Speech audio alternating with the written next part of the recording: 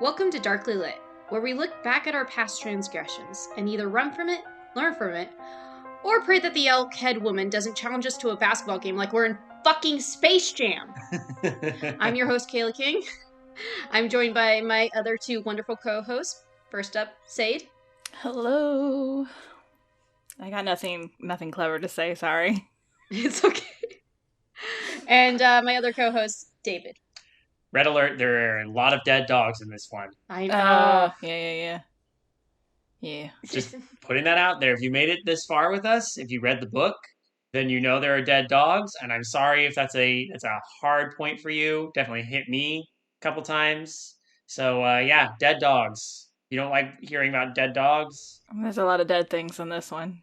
Is this our most gruesome story in terms of like the gore and death? Or does Let the Right One In still? This is up there with Let the Right One In terms of I think how grisly it is. I think Let the Right One In is spread out more, where this was like kill after kill after kill after kill. I feel like this one was a little more gruesome in that I think I felt a couple of the deaths more in this one than I did in Let the Right One In. Oh, me too. For those who don't know, we just finished reading The Only Good Indians by Stephen Graham Jones. This is a writer we've read before, which is, we read Demon Theory, a very different book. But I definitely like this one a lot better than I liked Demon Theory, I'm not gonna lie. I tapped out. So I will on Demon Theory, so I didn't even get through the whole book, and I definitely had a much more enjoyable experience with this one. Demon Theory was an adventure, and I have to applaud Stephen Graham Jones for doing something really experimental and pretty cool in a lot of ways. It was just really hard to wrap my head around the way that the prose worked in that particular story, because it was a film treatment, basically. Yeah. But we're back into traditional novel territory, and oh boy. Do you want to give the summary for this one? I guess I will. I actually just finished it properly this afternoon, so... Hey, I came prepared. What can I say? I mean, I started reading it before, but I decided to finish the book the day that we're, recording. So the story of The Only Good Indians follows the lives of 4 Native American men in different points of their lives who, right from the beginning, are killed off in very hideous ways due to an incident that occurred in their past where just a few days before Thanksgiving, they were out hunting where they shouldn't have been hunting elk on the reservation. They killed a young doe who was pregnant.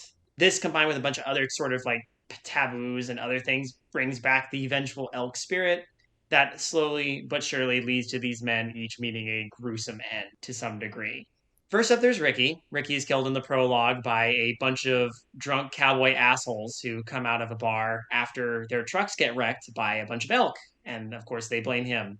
And you find that a lot of these deaths are set up to be circumstantial, so a bunch of their lives get ruined kind of before they themselves are killed. We then switch perspective to Lewis A. Clark. Yes, the name is a pun. We learn later on, who is put into a situation where his co-worker and then his wife are violently killed, partly due to his paranoia, but partly due to the influence of the elk spirit. And he is then killed by a bunch of yokels with guns while he's on the run. And then the last 2 are killed in the portion, Gabe and Cass are both killed in a portion of the book simply titled The Sweat Lodge Massacre.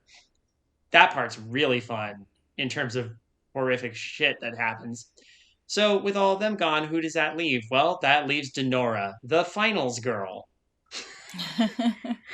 I picked up on that. I did not. I didn't either. And now I'm a little disappointed in myself that I didn't realize that sooner. Because I actually thought she died in because there's a point in the book where you think she was killed by her dad. And I'm like, oh no, my heart was broken. And then all of a sudden it turns out it wasn't her. That was just in his mind. And she's still alive. And I tell David this, I'm like, it was just heartbreaking. He's like, well, I knew that wasn't really her. I'm like, why? How'd you know that? And I'm like, well, she's the finals girl, the final girl. And I'm like, what the fuck? It's not surprising coming from the author of Demon Theory. I think the craziest thing is just how the book climaxes is Denora, who is a pretty gifted basketball player, ends up in a basketball game with the Elkhead woman, who has been possessing people in order to get her revenge. And this Elkhead woman is trying to finish off Denora as sort of a last hurrah. It goes from that to a long, drawn out slasher style chase sequence, and ends with a sort of bizarre reconciliation in the very field where the elk were killed long ago, with some really magical, mystical stuff. And it's kind of fascinating just seeing it go from really pretty nasty, brutal killings to a basketball game of fate to a chase to an elk mother and an elk calf reborn. This book is fascinating. Yeah. And I love it. I'll come right out and say I really enjoyed this, despite how freaking gruesome it is. What do you think, Sade? I definitely really enjoyed this. One, yeah, you guys know I love the gore. I love when things get gross and bloody. So in that aspect, delicious. But I also really enjoyed just the narrative of just like how it kind of it switched between the different guys, and then it was also partly from the elk woman's perspective and Denora's, and like I like when you can see into all the characters' minds and just like what's driving all of them individually. So I really enjoyed that aspect. And then so obviously the three of us aren't Native American. My father's side is Native Huichol, but like I am so far removed from my father's family and that aspect that I don't feel like I have any real claim on it. So the perspective was very foreign to us in this, and I really enjoyed that because I did, like, in high school we founded a Native American club that I got to be a part of, and like so I have got to learn from the community and experience aspects of the community. You don't see a lot of like Native content. And so I was just really happy that we got to enjoy this narrative. I think the book had an interesting blurb. They referred to Stephen Graham Jones as the Jordan Peele of horror literature. Cracked me up. In one sense, I kind of see it because Jordan Peele does know his horror, like his horror. He is genre savvy, and Stephen Graham Jones is absolutely genre savvy. It's true. I mean, this is such a serial killer kind of story with this great psychological horror aspect to it. And it gets really down and dirty and gritty all through it, not just in the kills, but like just life living on the reservation or like trying to get away from it and like the culture and like wow. I mean, and I've seen stories like this before where they're like, this is what life actually is like on a reservation. There's, the good and bad. So much of this book and all through it, even though it doesn't feel like it comes out of nowhere at the end when sort of the big deciding moment is a basketball game between Denora and the Elkhead woman, because basketball is everywhere in this book. It took a little bit to learn why, but as we went through, I was like, okay, I get it. I get why this is in here more. And I think Kayla, I'm going to just bring this up now. So we have, of course, we got some questions, which is great. This question popped up quite a bit. Dan Urkelbot666 actually asked, did you feel there was enough basketball representation in this book? I feel like there could have been at least 50 to 75% more basketball characters playing basketball, characters thinking about basketball, descriptions of basketball games, techniques, etc.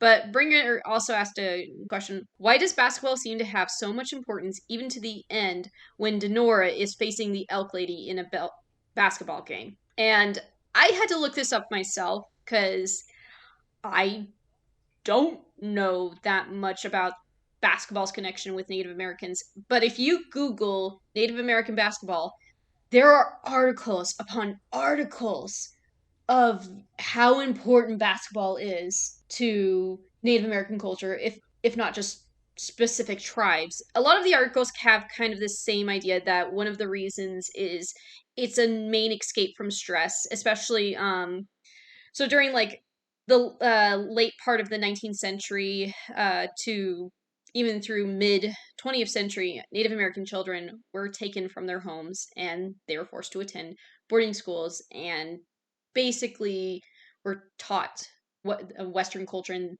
into the point of like abuse, like you have to do this. If you don't do it this way, Right, the whole assimilation policy hmm thing. and basketball was that escape. Schools would see basketball as a good form of exercise for them, where basketball for Native American children had a lot of parallels to their ancestral sports. And actually, there is a version of basketball that they play on the reservation called reservation ball or res ball, which is more aggressive and quicker pace. Hmm. One of our good friends, Sakura, is Native American, and I decided to ask her like about this. I said, "Is have you ever noticed basketball being that important?" She admitted she had never grown up on a reservation, but her grandmother and uncle did. And she said, I didn't really notice that much basketball, but then as we talked about it more, she's like, well, the reservation that they were at did have a documentary which was focused on the high school basketball team. And not only that, she said basketball seems to be and it was an important thing for at least the reservation they were on because there was a lot of issues like drug problems and all that, and then basketball was that way to get away from that. I mean, I think it's obvious how much of an impact it does have, and especially the book laying it out there. It didn't surprise me when we looked it up after that basketball became so important that it was essentially adopted by native culture. And it actually it reminded me of how baseball was adopted by the Japanese. Because like I was doing work for this professor right before, not last year, before COVID times. I was helping him to type up his book that focused on the concentration camps that were here in the U.S. when they put the Japanese internment camps. Sorry, as I meant to say. And in those communities that developed in there, they're going through these terrible hardships, but something they rallied around was the coming together to play baseball.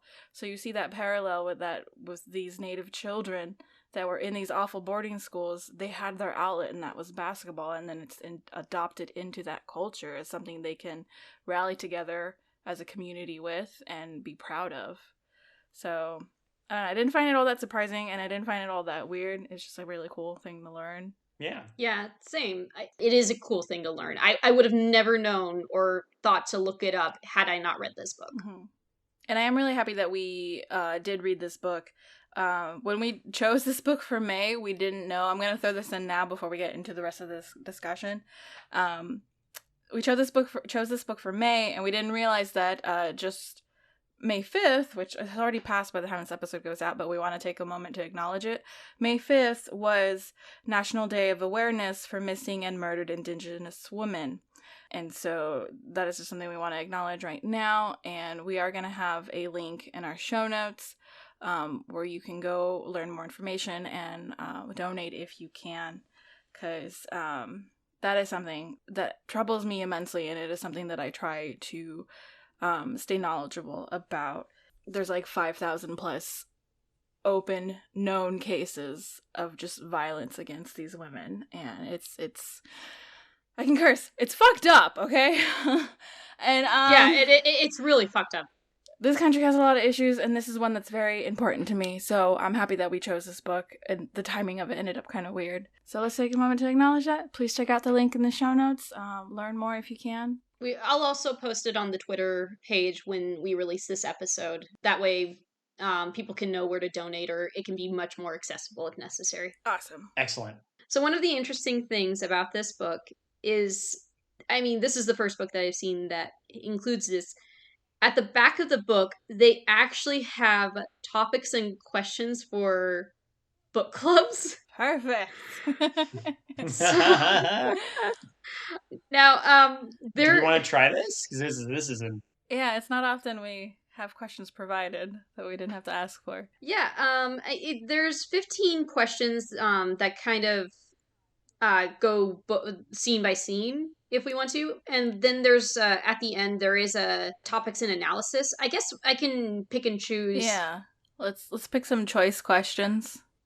Do we want to start out with those questions, or we want to just kind of go through the book like we normally do? I'm kind of willing to handle it that way. The checking out through the questions because I think that'd be really interesting. Well, because you said there are 15 questions for the scenes, right? Maybe we can do 1 or 2 questions per the larger scenes. Yeah, we could do that. So there is actually only one question that involves Ricky to start with. So it says the story opens up with a dark and pessimistic headline that rings true by the end of the prologue. What do you think of Ricky's prediction? Do you believe what he saw that night, or was it a figment of his imagination? Could he have changed the outcome? No, I believe it. I'll just say that right now. I believe it because we know about the supernatural influence that's already leading through everything. At that point, the elk woman hadn't properly manifested, but the herd remembered. It's like the herd memory kind of thing, you know? Was it a what was thrashing about on the trucks wasn't a herd, it was a single elk at first. And then when he was trying to get away, wasn't there a whole herd? Yeah, but there was a herd watching him as the cowboys basically caught up with him. I did very much enjoy that in that it was kind of like I feel that first elk that we see that it's kind of like staggering about is maybe the just like the vengeance of this elk woman's spirit kind of manifesting into the world maybe after so long. But the just the whole setup, the whole prologue of that was just like eerie, and it really set the tone, I think, for the rest of the book. And just kind of like there was this level of realism where how Ricky kind of sees his situation, and just like he's like, well shit, they're gonna, I don't want to cause anything that'll bring attention to me or that's gonna bring fault to me, because then I'm gonna get fucked up. His thing with the headlines was really interesting, where he kind of kept recreating headlines in his head of just like shit that he could see going wrong. Like that was kind of his way of like, okay, I can't do that because then this is what's gonna happen. This is gonna be the headline I turn into. I kind of once I realized that was his thing, I was like, oh, you're very screwed. Because I am very much. I'm not the kind of person that's like, oh, if I ask the universe for it, it'll deliver. But I do feel like if you put certain energy out there, you're gonna bend things a certain way that the things are more likely. I don't know. I was like, you're screwed. Yeah. Now, are we talking about Ricky in this case, or are we talking about Lewis? Because Lewis is the one who really leaned on the headline thing, but just in his own head. Oh, then I might be mixing it up then. No, Okay. Ricky still did a headline because Yeah, Ricky had an actual headline sort of at the beginning, but then later, which is what's interesting to me is that we jumped after the prologue to Lewis, and Lewis is always going. He could see the headline, like he sees his own fictional headline. So I think you were referring to Lewis. Then, yeah, it did kind of blend together. There's points where a lot of their stories or the different men's stories kind of parallel, whether it be through like issues they have with their significant others, or in this case, like headlines was brought up in the prologue. That's why they said Indian killed by men at bar or something of that nature. An altercation or something like that. It was. Yeah, wow. And then but that headline kept being brought up, and then it turns out in Lewis's case, he does think of headlines. Yeah. Actually, there is quite a bit of parallels, like as the story progresses, because then there's a point where the elk woman appears and she looks like she's 14, and then that just happens to lead into Denora, who is an actual 14-year-old child. Like, and I definitely want to talk about the elk woman because there's some interesting bits there that are symbolic, but also like unusual, and trying to figure out how the vengeance actually manifests, and asking questions like, was Shaney even a real person? Or because she kept manifesting basically as Shaney, you know? mm-hmm. So it's just interesting. There's some, and that also feels a little bit just kind of based on demon theory, that also that sort of mystical angle to it, but the confusion that comes with it also feels like demon theory. just some of the confusion attached to that idea. When I first read the prologue, it did have a feel of the beginning of a slasher film Mm-hmm. where person goes by themselves after going out and hanging out for the night, and they're by themselves in a parking lot, and then the killer slowly comes upon them. And I'm like, okay, that's a very genre thing. And I'm like thinking, okay, is what's going to happen throughout them? Is there going to be an elk that appears to them in different, like, I didn't think Mm-hmm. like in different ways. I actually thought a full on elk was going to appear each time Yeah. and try to kill them in different manners. And then I was like, I did not expect a whole story about Lewis becoming paranoid and like his paranoia basically leading to his downfall. Actually, there is a question about that. Yeah. Lewis convinces himself that Elkhead Woman has infiltrated his life first as Shaney, then as Peta. What convinced him each time? Did you expect him to kill them both? If so, at what point did you realize he would go that far? He didn't kill Peter, I will say that much. Peter's death was a ironic accident. He did try to kill Shaney. Let's be Oh no, honest. he absolutely tried to He, kill yeah. Shaney. And let's be fair, he did. He did kill Shaney. In a horrific manner that I Yeah, did that not was. see coming. Ugh. I mean, I think so far, like the most horrific death in that part is Harley's death, the dog. Oh. I'm sorry. I don't know, I mean, there's some pretty well, yeah, no. That dog suffered a lot, unfortunately. Mm-hmm. I'm just talking about in this part, like Yeah. Lewis's part. I mean, I love the little hints that come here and there. I don't think Peter was ever possessed by the Elkhead woman, but then again, it's left kind of ambiguous because we never know who stomped Harley to death. Mm-mm. It could have been Shaney, it could have been Peeta, it could have been Lewis. Keep in mind, Lewis is the one who, as we learn later, impregnates Peeta when they have that one little thing where he doesn't use protection, and does lead to the Elkhead woman manifesting in a physical form. But she might have already been able to do that because when we see Shaney for the first time, and I caught this after I learned the story, she has that blown out eye. She has the like scars on her belly that almost look like a suture scar that was cut open. Mm-hmm. The same matching the wounds that the doe got when she was killed. Mm-hmm. So Shaney, that's a big hint. And then of course later, whenever the second time Shaney appears after the Elkhead woman is reborn from Peeta, she turns into Shaney again, but now Shaney has the exact same wounds manifesting. So it's kind of confusing where and when certain things take place, but I think Shaney was initially the catalyst, you know. But it makes me wonder when before that was she a real person, and how long was she the elk woman? Like those are the questions that I'm left lingering with. Like, Because later on, in the third part, I believe it's Cass's girlfriend, yeah, Joe, Jo. Jo tells him she just learned that her cousin Shaney has died. right, that she was one of the women murdered by Lewis. Yeah, and it's like, so wait. This was actually her cousin? Like you said, when was Shaney actually a person? And when did Elkhead Woman take over? Wait, so before Shaney dies, before Lewis kills her, she had the scar over her eye too, or was it just the one on her belly? Because I don't remember that part. No, they mentioned she had like something on her forehead and then also a blown out like right eye. Oh, just like, okay. I feel like at least when I was reading the part with Lewis and he was like fixating on Shaney being Elkhead woman, in my gut, it felt like it was coincidental that Shaney was just a normal person and it was all in Lewis's head. So like for me, her death, I was like, no, oh shit, you fucked up.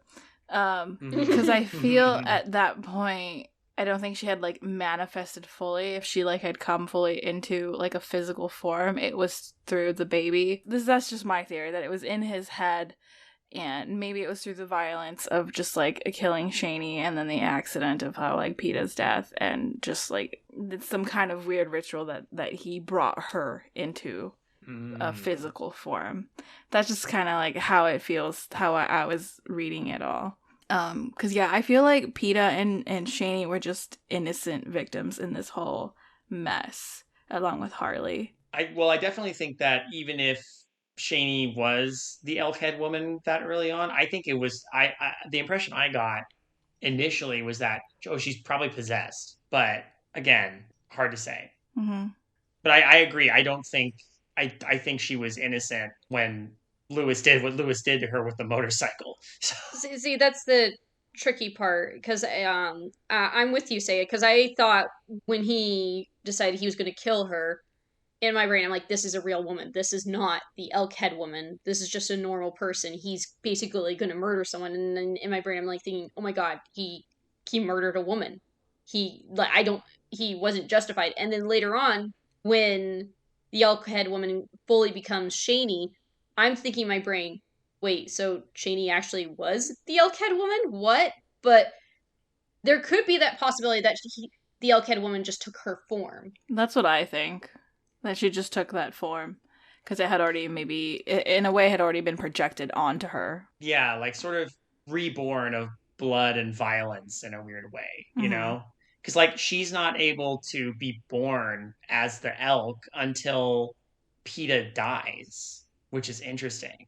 And I don't know, it's weird. Like every death in here does hit hard, but in this section, Peeta, like that, those accidental deaths always hit me for some reason. Like her just cracking her head open on the fireplace because she fell off the ladder. Oh Like yeah. yikes.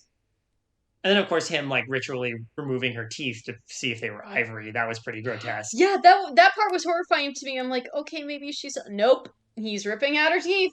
He, yeah. It's all symbolic too, because like the fact that Lewis is eventually killed by 4 hunters on a ridge, much like they were, Mm-hmm. and there's such good like double meaning for things in here. It's great.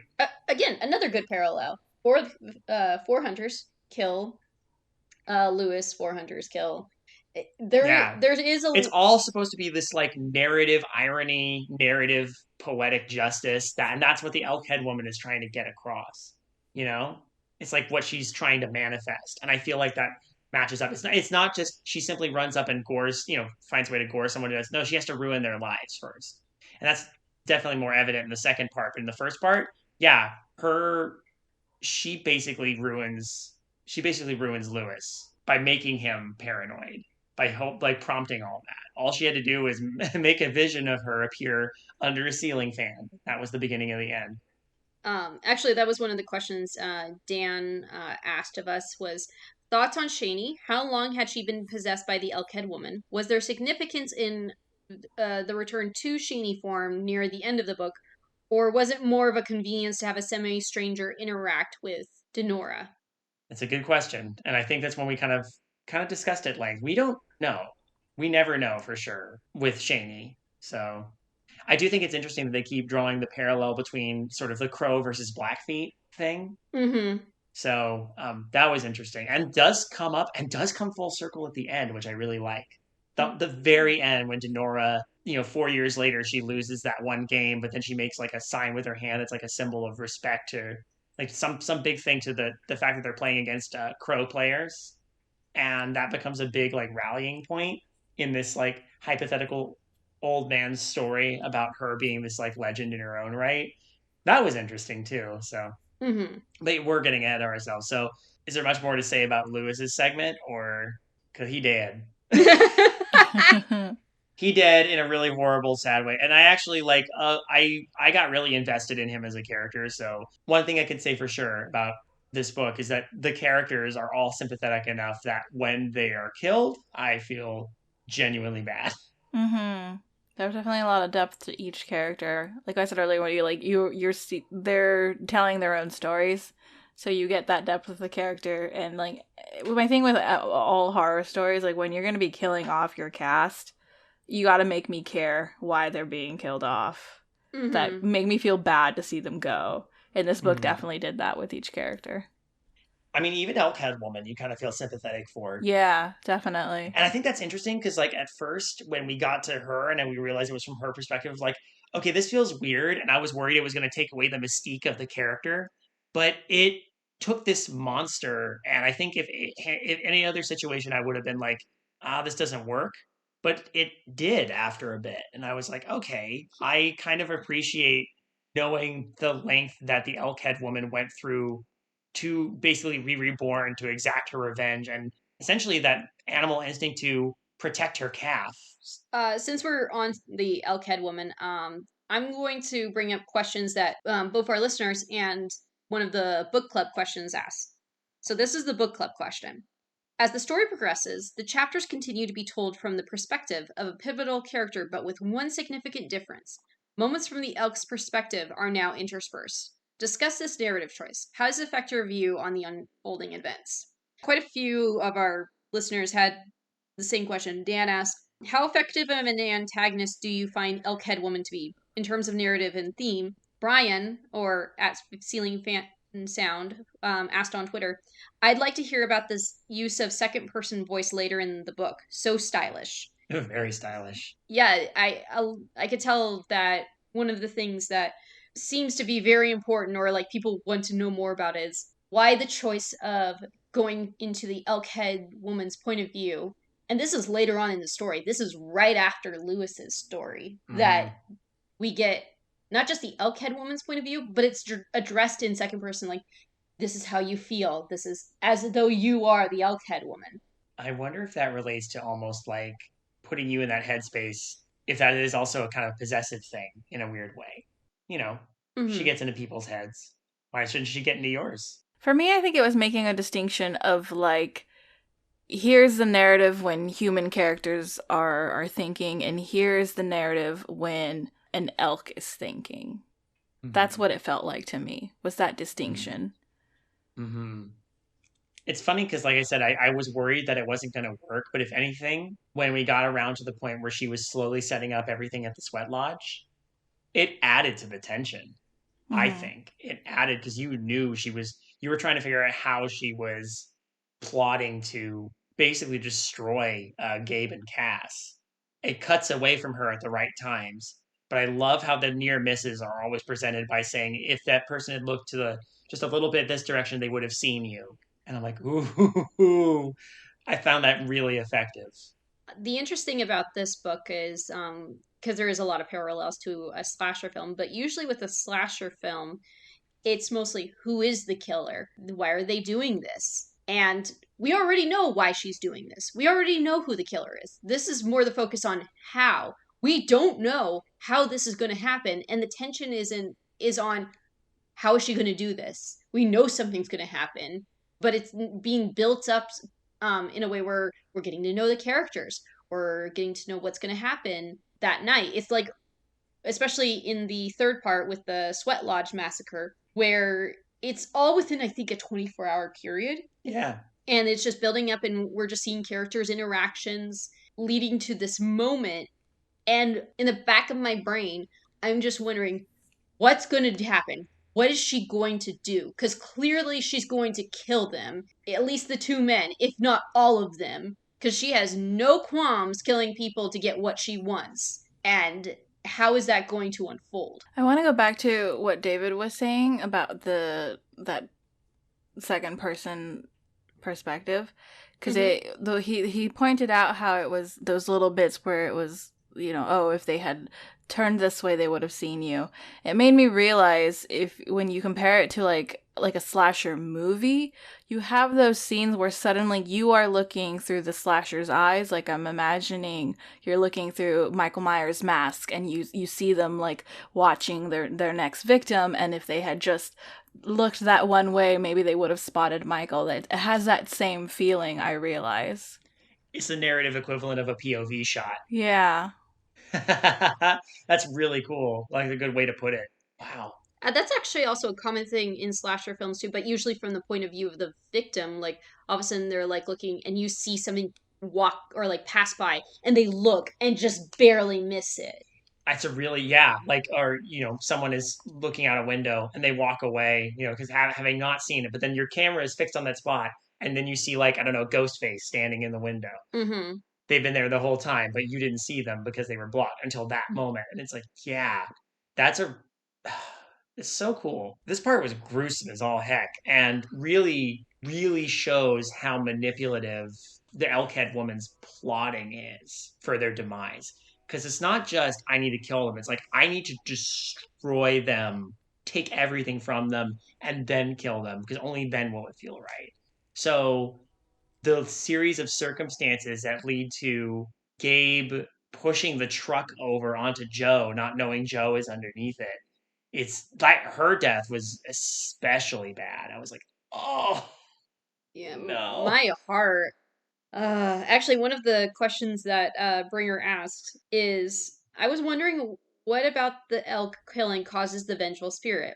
Any other hunter could have done the same thing. And actually, it said it reminded him a little of a Sardinia folklore called Passifera, which is a spirit that protects Mouflon and warns them of hunters. I looked this up. It is an actual legend.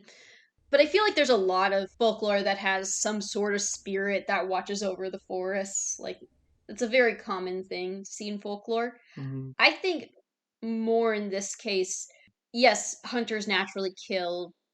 Any hunter could kill an elk, but I think it's the act of the fact that they, especially Lewis, went above and beyond and killed an unborn doe within this spawn's belly. I think some of it has to do as well with the fact that they were breaking tradition in their own way. Mm-hmm. They were doing something very selfish, which was, they saw it as selfish, but they wanted to be, as they said, they wanted to be good Indians. They wanted to go out there and be hunters and bring, meat to the tribe.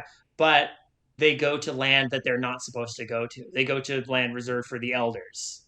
They can hunt there. And the way that they engage in it with kind of the fervor and the violence of it does evoke, and this is what I love that gets called back and during Denora's bit when she's down there, how it's like suddenly it was like a role reversal. Here they are up above, elevated, shooting people that were helpless. Where were the Native Americans at one point as well? Mm-hmm. So it's like this combination of factors I think came together to bring about this one vengeful spirit, so vengeful that she literally is reborn as a human to some degree to get revenge for her death and more importantly the death of her unborn calf.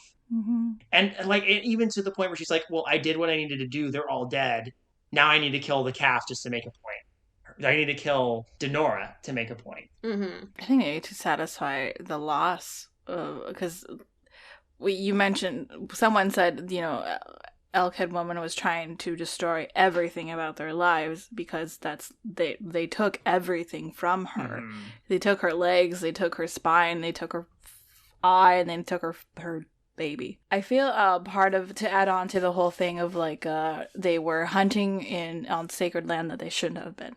Right. Was also the added just they shot all of these elk knowing that they weren't going to be able to take all of it back. Right. And I think it was part of that disrespect, I think, added to it as well. Because there's all the whole thing of like Lewis tried to take as much as he could to make it worth the carnage.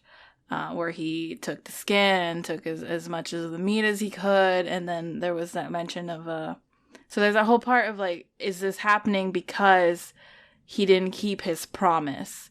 Where like he held onto the skin, he's like, I'm gonna use it, but then he realizes, oh, but I gave away that meat. What if some elder didn't ever, like, so if is that what triggered all this? Like, he didn't keep his promise, and it was that disrespect of breaking that promise, of that death, that murder, all that carnage, and on top of that, breaking the promise. Is that what triggered it on top of all of the things? I don't know. I think, because there was, I can't remember the line exactly, but I think there was somewhere at the end with Denora where she's in that field or what the place where the elk were shot down, where she was kind of like something about respect and just like I don't remember what it was. It was a few days ago now when I finished it, but I remember there being something like that where it was like amends for that disrespect, for that loss of life. And I do remember that happening at the very like climax, which is again what kind of bleeds into the whole thing about respect that comes with Denora being talked about when she loses a game, having this sign of respect for the other team to go with all the basketball stuff.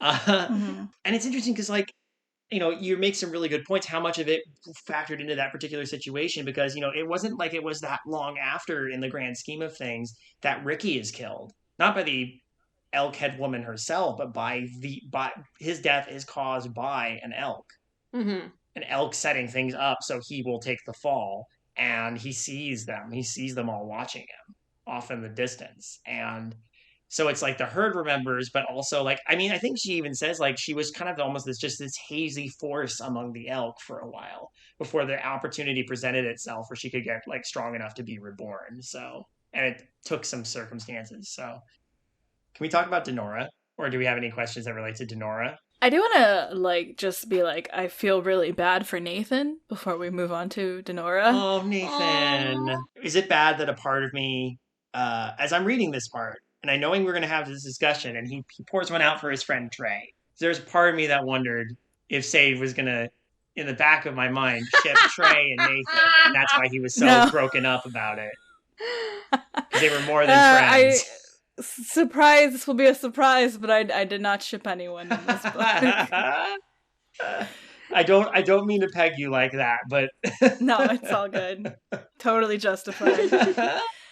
look, people can be really, really, really crushed by the death of a friend, especially in those kind of circumstances. It doesn't have to be Hmm. romantic, but you never know. No, absolutely. But Um, let's talk about Nathan. Poor kid. it's interesting that how they are killed is actually during a sweat lodge, or which is actually from what it gathered, it's kind of a sacred thing to Native American culture, Oh but yeah, apparently the way it's done is almost like half-assed, where this one like is a half-assed where it watch. smells like wet dog because of oh my god, was it blankets or It it was was just a bunch of blankets? blankets. Mm-hmm. Blankets and like sleeping bags, right? Yeah, Yes, it was sleeping bags. That's and that the dogs like.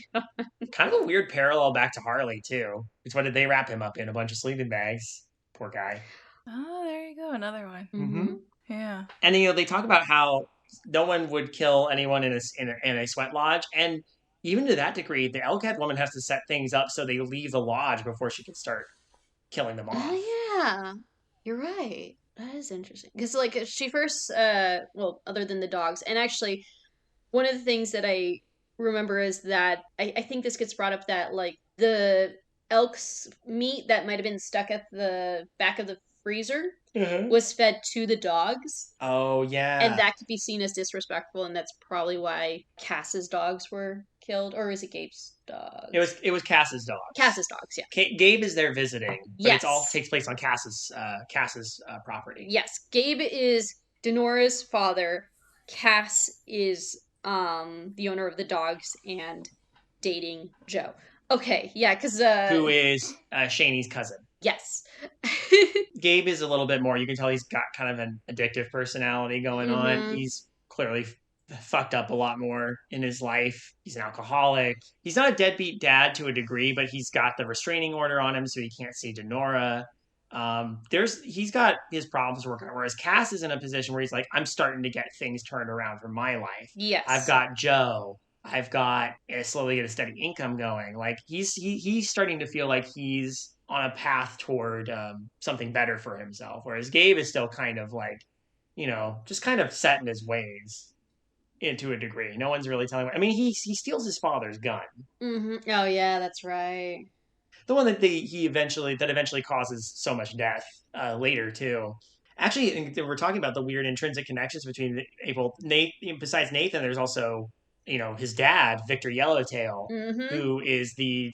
who's like a police officer, and he just gets killed by the elk woman because he's just there and is a problem. But then his father, or was it his grandfather? Yellowtail's father was Niche, right? Or Yeah. was his? No, that makes sense because he was the one who was trying to kind of straighten our four characters out back in the day. That's right. That's right. They pour one out for him too. They say a prayer for him at the sweat lodge as well Mm-hmm. for Niche or Granddad. Sorry, I feel like I sidetracked us with the Yellowtails, but we were talking about Nathan. That's kind of important. Aren't we glad he rode off on the paint horse and like despite bleeding from a gunshot wound? And Supposedly he survives, so I will be I hopeful hope he that he does. He's a lived. good kid. Yeah. Yeah, He he didn't deserve that. No matter what they believe he did before, because like that whole thing where we kind of find out why he was being brought in because he's so broken up about Trey's death. He did some stuff. Hmm. Like we don't really know exactly how Trey died either. No. Presumably in a car accident, but who knows? Anyway, I hope Nathan's okay. Along with the actual deaths caused by the Elkhead woman, there's other deaths that pop up quite a bit, like Trey's death, and then it also is mentioned that Ricky's younger brother Cheeto dies from An overdose. yeah. There's also Junior, who they find in Duck Lake. Hmm. That gets brought up a couple times. Just a lot of death and a lot of and again it gets tied back to, well, this is what happens because of where we are, because of who we are, and it sucks. And it really, again, the grittiness isn't all just an elk woman trying to kill people. It's just the sad reality of life sometimes on the reservation. I'm not one to talk about that. I don't know that kind of life, and I think Stephen Graham Jones does a fantastic job of getting that across. Kind of what you might understand some of the context of just from being on the outside looking in, but like I appreciate that it gets into the life and how it can be, how it might be. This book makes you think, and I Hmm. appreciate that. I really do. Yeah, I guess we probably should finish up with Denora, our finals girl, and Nora's rad as hell. I like her. I really like her as a character. Eat, sleep, breathe basketball. Hmm. I guess I could get one question with this. This is actually the final question in the book club. Denora brings the saga full circle in the end. How does she influence the outcome? How do her actions compare to the choices her father made? What's the relationship with her parents? The day's events have a significant ripple effect in the tribe. Why is Denora's story passed on? And actually, this connects to another book club question. This is called Enhance Your Book Club Questions.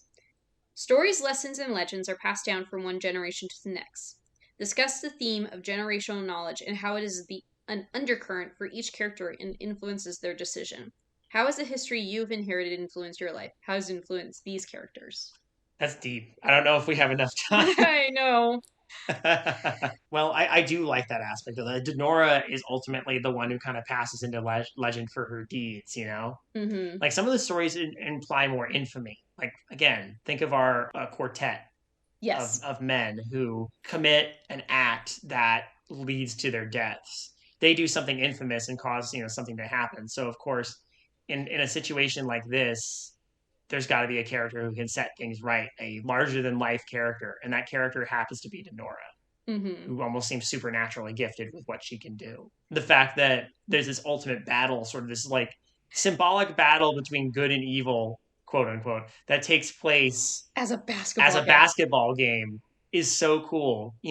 I can only say this from like passing experience, but when I was growing up in Idlewild, this is like small mountain town in California, there were legends among the native people from that region about Takish, who is this the spirit of this like demon shaman that lives under a rock on the mountain. And all the stories, like the folklore you hear about Takish, describe that there's eventually this huge battle that take place between him and the chief of one of the tribes. And this battle is like said to like shake the mountains and cause a lot of the natural formations that are there. Like, oh, they threw boulders at each other, and because of this, it made the mountains. And then they fought throughout along the ground and made the crater for this lake, and just like all this stuff. So like, there's a part in the basketball game where they almost describe it as like, because they did this, like these things happen and have repercussions for the tribe.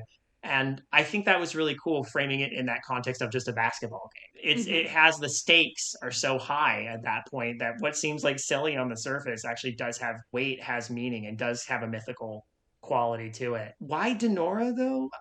Hmm.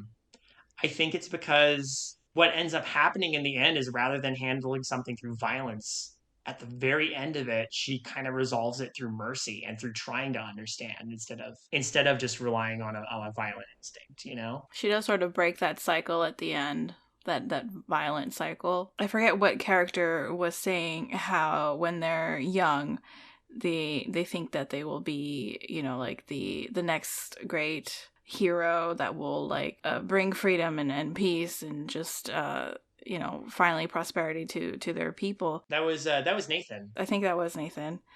But then they kind of like he kind of sees like, yeah, Cass and Gabe are probably what I'll become, because you get to the point where you realize, well, shit, life isn't really like that. These kind of broken ambitions that are passed down in terms of like generational knowledge that's passed down. And I think it was interesting that Denora kind of breaks that. She does become this sort of inspiring legend that like propels her people forward, because women get shit done. And then I think that in a lot of Native American myths and legends I've heard, generally that's the case. Women get shit done.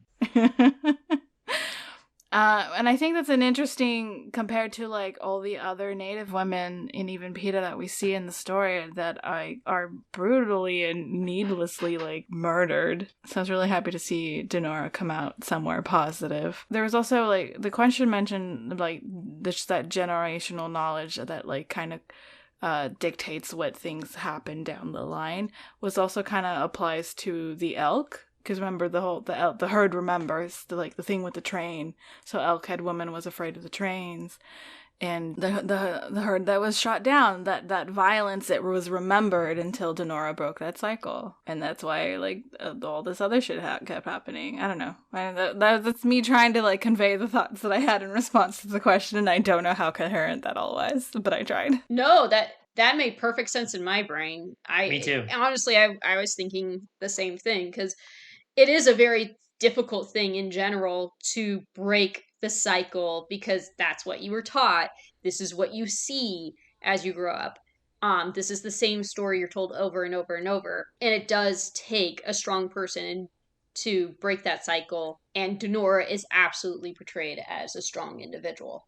In a weird way, maybe her and the Elkhead Woman are kind of parallels, because the Elkhead Woman is in her own way trying to break.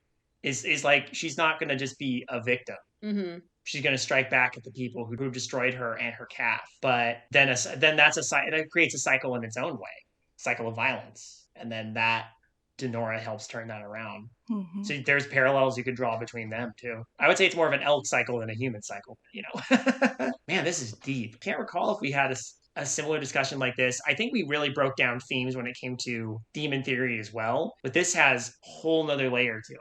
Mm-hmm. I'm sure there's also aspects of the story that probably have gone over our heads, or that we can't really fully dive into just from a lack of understanding. Right. But like, just the experience overall has been quite wonderful and very thought-provoking, like David keeps saying. I like a book that makes me think and will keep me thinking afterward. And this is a book I will definitely revisit at some point, just for the sake of reading, because the writing is beautiful, it's gritty, it's a very unpleasant at times what gets described, but man, does it leave an impression. Mm-hmm. And I think that matters a lot. So despite how squicked out I can be with certain bits, I'm surprised I could handle the dead dog stuff, but I did, because it was told well. So A+. I was in awe of this book. It is, like you said, it is gritty. It is well written.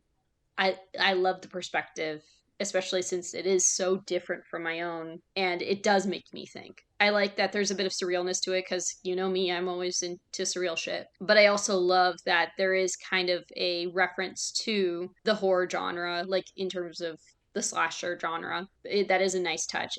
It's just very well done.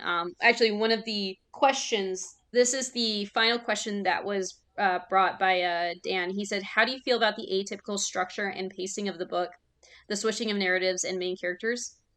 It works. I think it works very well. And like, I know that it might be off-putting for some people, but it does work in this story and actually does enhance it. Yeah, I have to agree with that. I actually felt like I was going through this a lot faster than I anticipated. Like, there was no slowing down of it for me. Everything just moved very, not too fast, but like fluidly. I don't know, it was overall a really good experience. For me, there was like these levels of realism in just like aspects of like the racism that's in there and just like the grittiness of like reality, but then there's the surrealness of like the weird stuff that's happening, the spiritual stuff that's happening, and it just like blended really well together to just give you this overall just gets under your skin kind of feeling. You know what's under my skin? What? Antler! Oh my god. I will say, this is probably my favorite book this year. I mean, it's only May, but What else have we read already this year? Was Cemetery Boys still this year? no, that was December. Then yeah, this is also my favorite so far. I think Secret of Ventriloquism is a close second for me, though. We got a lot more coming. Speaking of books that we will be reading soon, our next book, we're going to another country. We're going to Japan, everyone! Pack your bags! Woo! We will be reading The Graveyard Apartment by Mariko Koike.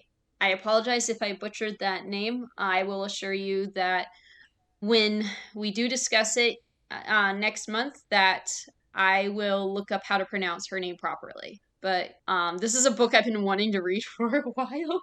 Yeah, it has been on our list of options for quite a while. Fantastic. I look forward to reading it. If you like what you hear, please listen to other podcasts on the Creative Horror Network, like Undercooked Analysis and Midnight Marinara and Trick or Track and etc. Check us out at creativehorror.com or check us out on the YouTube channel. We're right now getting a backlog of our Darkly Lit episodes every other week, so feel free to check out our old episodes there. Also, we have a cryptid creature writing challenge going on. We will be judging with the help of Animal Fact Files. The due date to submit your story is July 4th at 11:59 p.m. Pacific Standard Time. The word limit is 1,500 words. You can look up the rules on creativehorror.com or check out Animal Fact Files' YouTube channel to learn more. There should be a video still there. Awesome. What are you looking at me for? You look like I got antlers sprouting out of my head. Good evening, intrepid listeners. This is the Pasta Shade, the host of Midnight Marinara, and this podcast is part of CreativeHorror.com, a network of podcasts and creators working together to build a constructive community of horror fans. For more content like this, visit us at CreativeHorror.com.